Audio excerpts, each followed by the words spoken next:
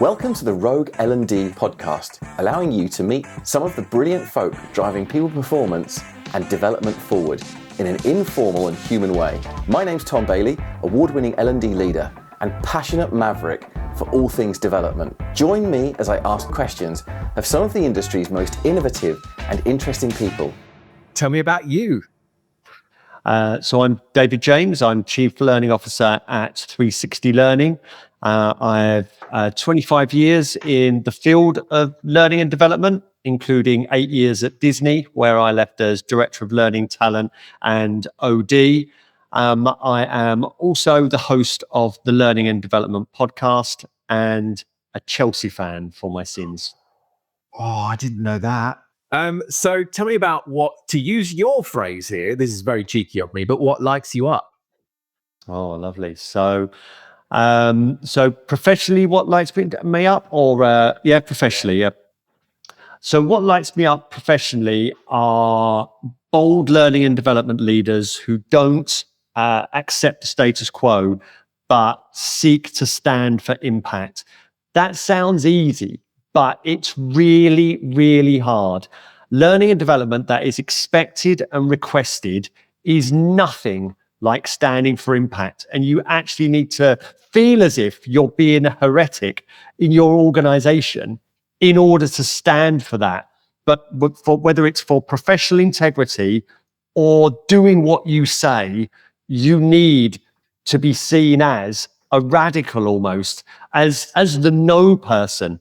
But to do that with savvy, to do that in a way that enhances your career rather than damages it, is real skill. And that really lights me up. And I hope that that's the type of guest that we hear more often than not on the Learning and Development podcast. Yeah, 100%. I mean, I normally nod away to everything you're talking about. Just out of interest, what does light you up outside of work? I like a bit of travel. I love a city break. So I'm off to New York at the weekend. I've never been, but do you know what, stuff like going and exploring a city on foot, taking in the bars and trying to feel like a local. I did that last year in Stockholm, and Tom. Stockholm's great. It's the best place I've ever been. So that does it well. But you know what, Tom? I can see myself as, and I'm going to steal a phrase from my partner Kerry Jane. To live like a tourist in your hometown is a delight as well. So imagine what our favourite thing ever is waking up on a Saturday, looking at the map and going, where should we go in London? And then looking for a good vegan restaurant or food market, nice pubs, something with character. And that's how, we could spend a day. I mean, we spent 2 consecutive weekends in East Dulwich because the first time we went there, we loved it. We landed in 2 pubs, went for a nice dinner, left and went, we feel like we haven't barely touched it. So we went again, like just to sort of drink it in. And that is how I'd love to spend my life. Oh, that's brilliant. Yeah, that does sound brilliant. I love the philosophy. So tell me about the best campaign or L&D showcase or development showcase you've seen. What made it so good? It doesn't have to be one that you worked on. It could just be anything that you've seen or anything. The L&D campaign that I found the most inspiring was at Sky, and I spoke to Tracy, who was the director of People Experience, on the podcast. It's an early episode. Their whole thing was truly impacting the work. And they started with first line managers, recognizing that every now and again we go through this circular thing, which is we haven't done anything for a while. We give them something new and novel. We hope it works. We look back and we wonder whether it did. So we go again on the same cycle. And they decided to break that cycle by truly engaging in analysis. With a product mindset and with agile methodology, really get to the bottom of what first line managers needed. And they did away with what we'd see as normal status quo L&D products, which was training programs and e-learning.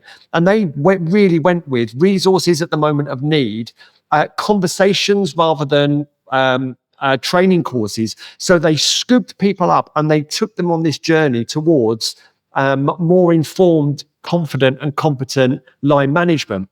And what I loved about that is that the humility of that team, and they actually wrote a blog series on Medium called Agile in Learning that catalogues their entire journey from the genesis of the idea, skilling themselves, and then the actual impact made. And I just think that for an experienced and and reputable leader like Tracy to admit perhaps that she doesn't know it all and go again with a different skill set, but one that was laser focused on impact.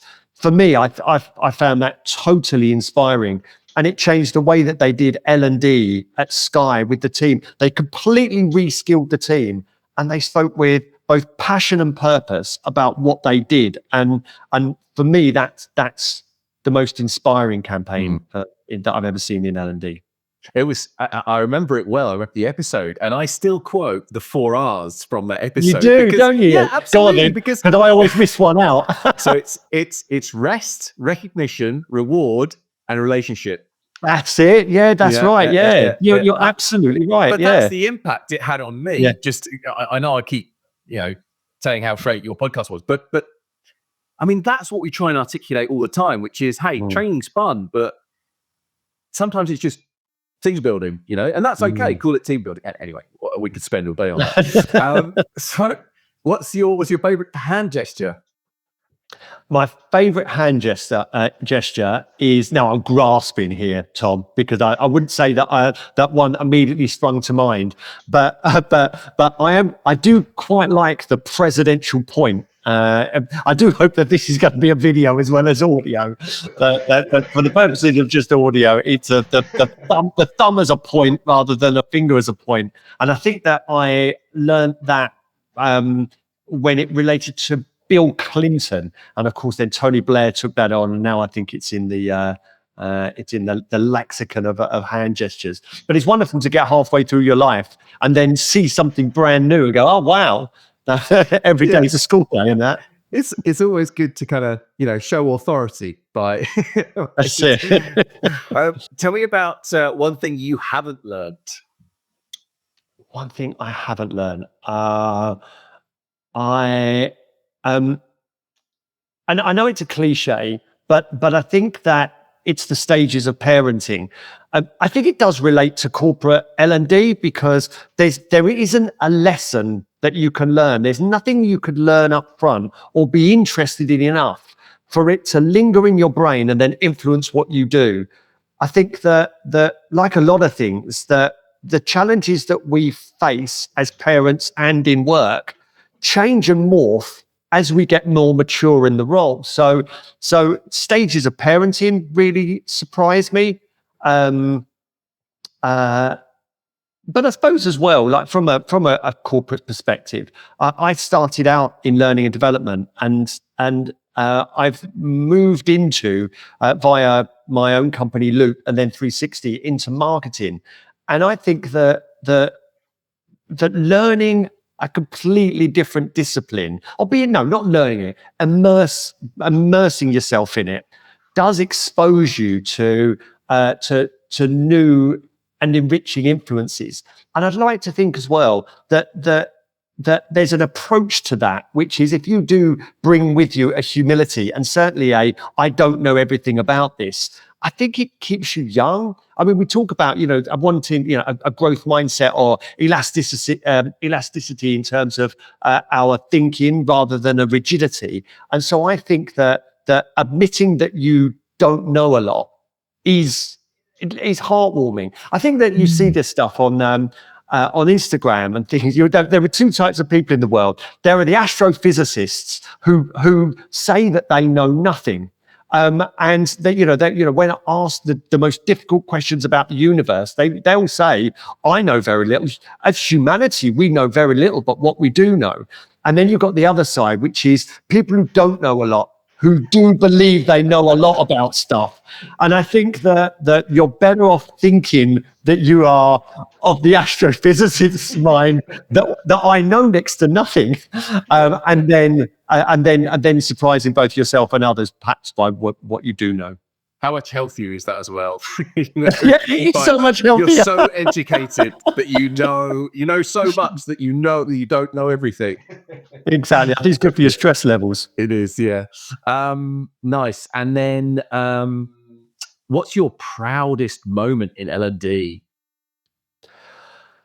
My proudest moment in L&D.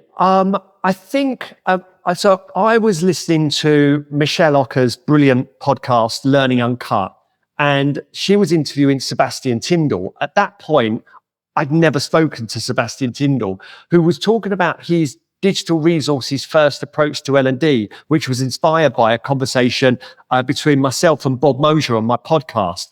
But as I was listening, so that caught me by surprise. But before that moment, I was really inspired by what Sebastian Tyndall was doing. And I thought, oh, this is incredible. Then he mentioned that conversation, which was his pivot point. And I will tell you right now, I was out walking with my dog, and I've never felt prouder that something I did had that impact on someone else, and I was inspired by that someone else, and I think that was incredibly proud. Like, so yeah, that is very awesome. And you're name dropping Michelle Ockers, the godmother of L&D in Australia. So that's good. What's your worst experience in L&D? Can't give us a juicy story. Oh, do you know what, don't name names. I remember being asked when I was at Lehman Brothers, asked to deliver some training on performance management. It was a young, up and coming, raw part of the organization. So I was delivering this to established middle managers. This stuff that had gone down pretty well in my previous company, and I could see it was sinking like a stone. And the room started to splinter off with people talking amongst themselves, and I could feel myself just dying on my feet. And somebody then said, like, as I almost turned around to change a slide or look at my notes, he just looked and went, "And when do we tell them they're shit?" And I just went, I just wanted to just be eaten up by the floor. And, you just go, this is awful. We've all been there. Maybe. Yeah, that's amazing. Wow. And what's your best celebrity moment? My best celebrity moment, I think it was, so when I was at Disney, I was fortunate to fly business class when I went on trips, and I flew to Shanghai for a trip. I flew to Buenos Aires, but it was on a flight from Burbank back to London. And I got into the cabin. It's all herringbone in business class, and I saw opposite me that there were these three guys with, much older guys, looked like they were in the 60s, with dyed black hair. And I was thinking, they're going to be famous rockers. And I had to look, and I was staring, thinking, but which band? I was thinking, Aerosmith. No, it's not. It's not Aerosmith. I had a look, and then all of a sudden, the overhead compartment next to my herringbone went up, and looking straight at me was Paul Stanley from Kiss, the lead singer from Kiss. And I was like, oh my goodness. And then he sat or laid in the herringbone right next to me. So I shared a flight back with Paul Stanley from Kiss. Now that is going to be a delightful anecdote for a certain type of viewer or listener, but it's going to be completely oblivious to what that means to perhaps anybody under 40. Well, I'm over 40, and when you said the name, I was lost. But you said Kiss, so that I got that. Yes, yeah. There we go. Nice. And then look, last two questions. Emperor's New Clothes. When have you been in a position where it's just you that knows you're right and everyone else is saying something else? Classic for L&D. Yeah, it is a classic for L&D.